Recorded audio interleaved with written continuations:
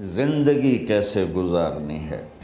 میرے نبی کی زندگی کا دوسرا رخ کہ بطور انسان زندگی کیسے گزارنی ہے، مرد عورت ہے، زندگی کیسے گزارنی ہے۔ پہلا رشتہ جو قائم ہوا دنیا میں وہ ہے خامد اور بیوی، حضرت آدم اور حوا کا نکاح ہوا۔ اللہ تعالیٰ نے عورت کو کمزور بنایا تو پہلے دن سے اس کو عزت اور احترام دیا تاکہ ساری زندگی اس کمزوری سے ناجائز فائدہ نہ اٹھایا جائے بلکہ اس کو عزت دی جائے۔ کہ آدم علیہ السلام کے لیے مٹی اکٹھی کی، پانی ڈالا، گوندھا اور ایک اسٹیچو بنایا اور ڈال دیا۔ جب وہ خشک ہوا اس میں روح ڈالی اور پھر وہ ننگے بدن تھے، پھر ان کو جنت کے کپڑے پہنائے اور جنت میں ڈال دیا۔ اس کائنات کا حسن بھی عورت سے ہے اور جنت کا حسن بھی عورت سے ہے۔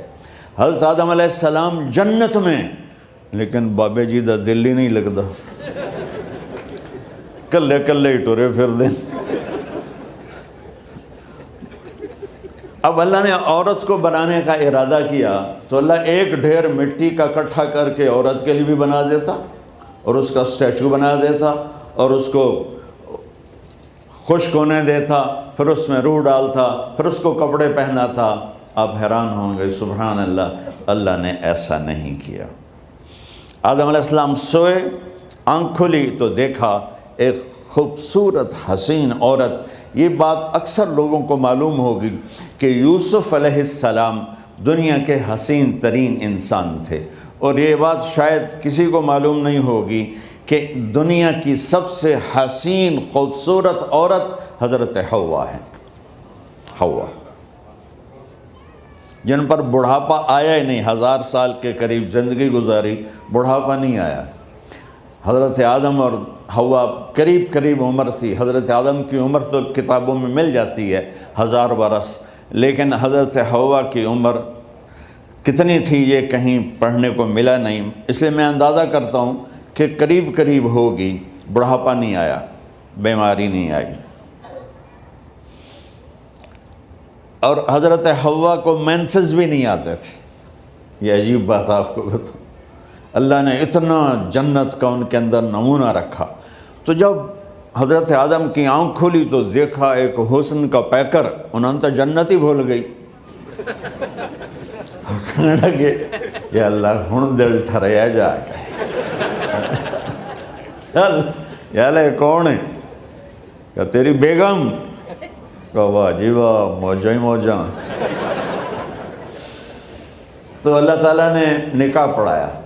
سبحان اللہ، اپنے نبی کی شان دوبارہ سنو۔ تو اللہ نے کہا آدم اپنی بیگم کا مہر ادا کرو۔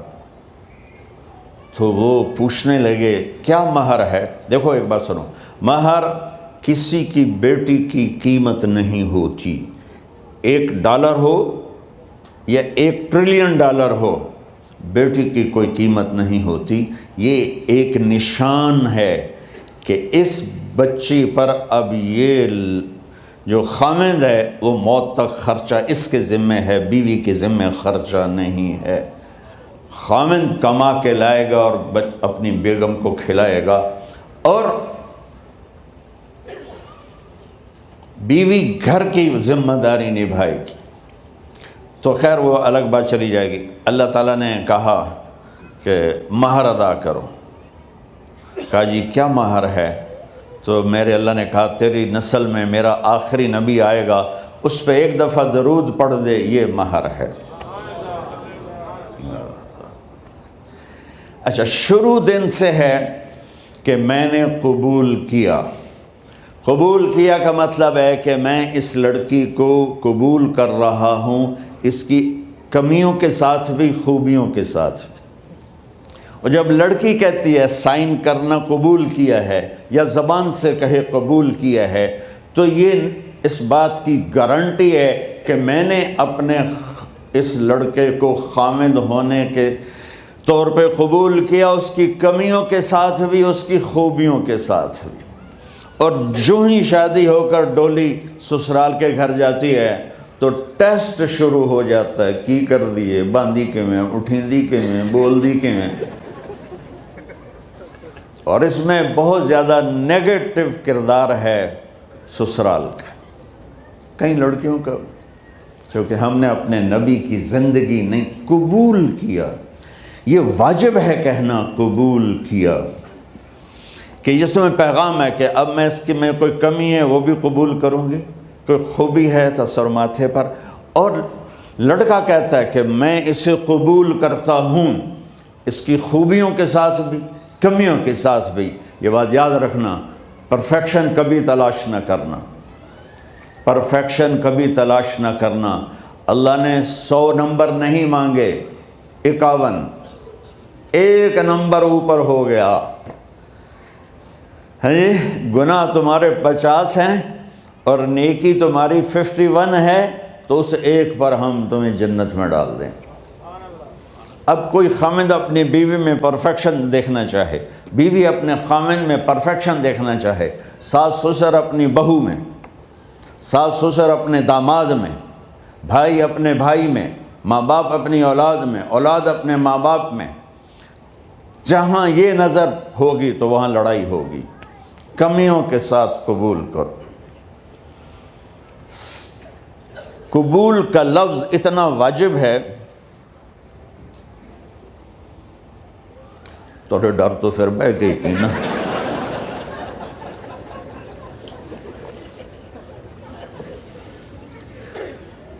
قبول کا لفظ اتنا ضروری ہے کہ اس کے بغیر نکاح ہی نہیں ہوتا۔ میں یہ کئی جگہ لطیفہ سنا چکا ہوں، اور واقعی قصہ بھی ہے، ایسے لطیفہ نہیں ہے۔ میرے دوست ہیں، ذمہ دار ہیں اچھے، تو ان کے گاؤں کا ایک بچہ چھوٹی عمر میں بسوں پہ جا کے نا وہ جاب پہ لگ گیا، تو اس کا کام ہوتا ہے بس کو صاف کرنا، ڈرائیور کو چائے پلانا، اور جہاں کہیں رش ہو تو اس کو ڈائریکشن دینا، استاد جی کٹ لو، استاد جی آن دیو، استاد جی جان دیو، تو یہ اس کا محاورہ بن جاتا ہے۔ اب اس کا نکاح ہوا تو مولانا صاحب نے کہا بھائی عبد الرحمن، میں فرضی نام لے رہا ہوں، نام مجھے اس کا یاد نہیں، عبد الرحمن زینب بنت اسلم نو تیرے نکاح دیتا 500 مہر تو قبول کیتا؟ تھوڑی دیر سوچ کے کہندا جی آن دیو۔ اس نے ساری زندگی آن دیو ہی سیکھا تھا، تو اس کے بھائی نے اس کو کوئی نہیں ماری، تو کہنے لگا جی جان دیو۔ مولانا صاحب نے کہا آن دیو جان دیو نال کم نہیں بننا، تو آگے میں قبول کیتا۔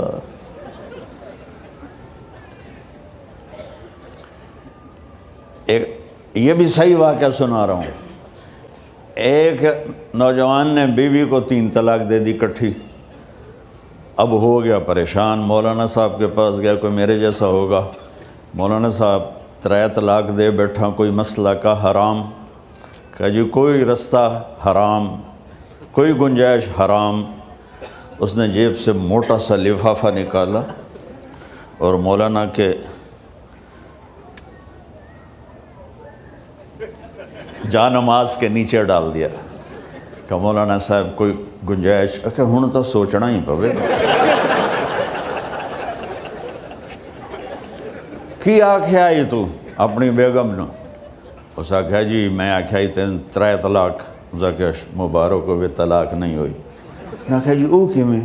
آکھے او جڑا یہ طلاق ہے عربی دا لفظ، اس سے چاکھنا پمدا ہے طلاق۔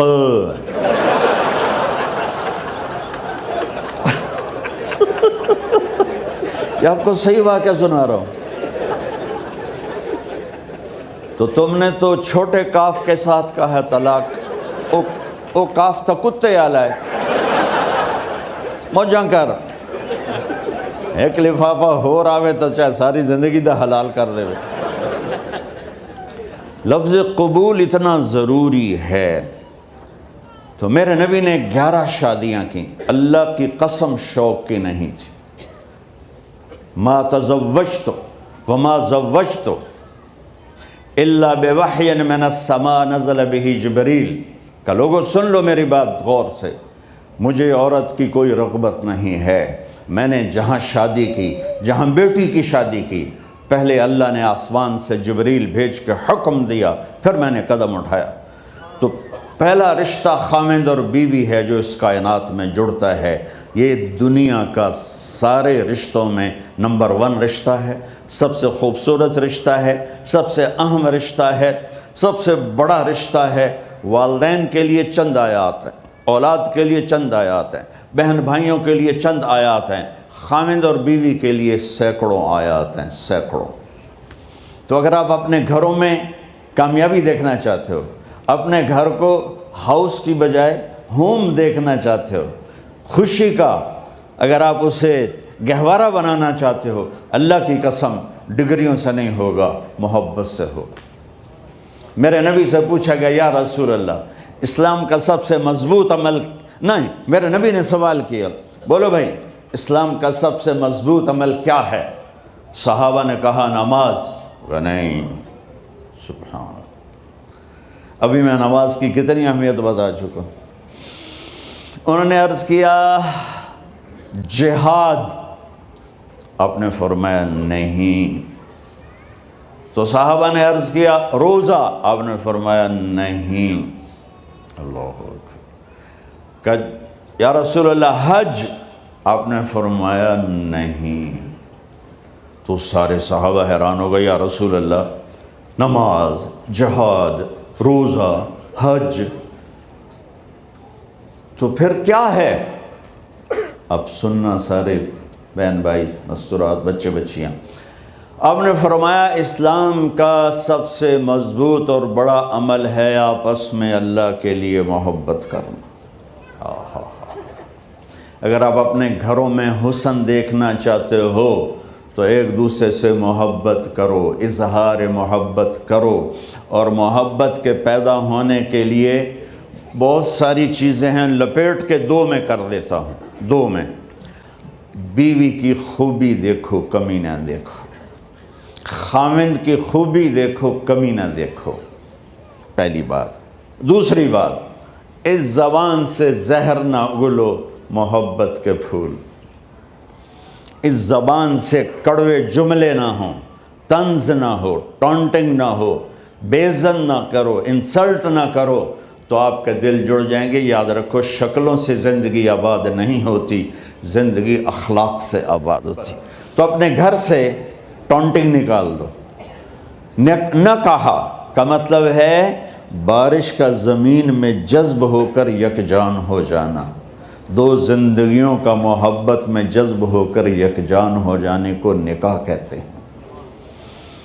نہ کہا آنکھوں میں نیند کا اتر کے سلا دینا، نہ کہا خاوند اور بیوی کا ایسی محبت دینا کہ چین کی نیند آ جائے، نہ کہا اعتماد کرنا، بھروسہ کرنا، خاوند بیوی پہ بھروسہ کرے، بیوی خاوند پہ بھروسہ کرے۔ اے نوے لوک کے فون چیک ہو رہے ہوئے، کال کتنے کی تھی، کال کتنے کی تھی۔ عزت دو، اعتماد کرو۔ چوتھا مطلب درخت کا چھاؤں بنا دینا، نہ کہا میاں اور بیوی، خاوند اور بیوی کا محبت کی ایسی چھاؤں بنانا کہ اس کے نیچے اولاد کا پودا خوبصورتی سے پیدا ہو سکے۔ نہ کہا، صرف لفظ نکاح کے مطلب بتا رہا ہوں، نہ کہا مریض کو، کدھر ڈاکٹر بیٹھے ہیں، میرے سامنے بیٹھے ہیں، مریض کو دوا ایسی دینا کہ وہ شفا یاب ہو جائے، آپس کے ایسے تعلق بنانا کہ زندگی کو شفا مل جائے۔ میرے بھائی بہنوں، میں آپ کو اپنے نبی کی زندگی بتا رہا ہوں۔ میرے نبی نے 11 شادیاں کی، اللہ ذوالجلال کی قسم، صرف ہمیں زندگی سکھانے کے لیے کہ گھر کی زندگی کیسے ہوتی ہے اور اولاد کو کیسے پالا جاتا ہے۔ اب لوگ کیا مجبوریاں ہیں کہ عورت بھی جاب کرتی ہے، مرد بھی جاب کرتا ہے۔ عورت کی سب سے بڑی جاب اپنی نسل کو پالنا ہوتا ہے۔ جب یہاں ٹائم نہیں ملتا بچے کو، نہ ماں سے ملتا ہے نہ باپ سے ملتا ہے، تو پھر وہ جنگل کا پودا بن جاتا ہے۔ یہ تو وینکوور ہے، فیصل آباد کی بات سناتا ہوں۔ میرے بچے جس اسکول میں پڑھتے تھے ان کے پرنسپل سے میری دوستی تھی، میں ملنے گیا ایک دن، تو کہنے لگے جی عجب واقعہ ہوا ہے کہ یہاں 2 بچے پڑھتے ہیں، ان کی ماں بھی ڈاکٹر ہے اور باپ بھی ڈاکٹر ہے، تو وہ دونوں آئے ہیں میرے پاس کہ ہمارے بچوں نے 3 دن ہو گئے ہیں گھر میں کھانا نہیں کھایا، تو ہم پریشان ہیں، ہمیں بتاتے نہیں، کائنڈلی آپ پوچھ کے بتائیں کہ وہ کھانا کیوں نہیں کھا رہے۔ ایک باری کر کے بھی دکھا دو.